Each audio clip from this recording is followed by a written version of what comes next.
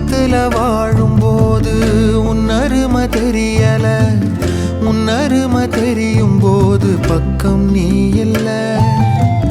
தன்னந்தனி படகு போல தத்தளிக்கும் வாழ்க்கை போல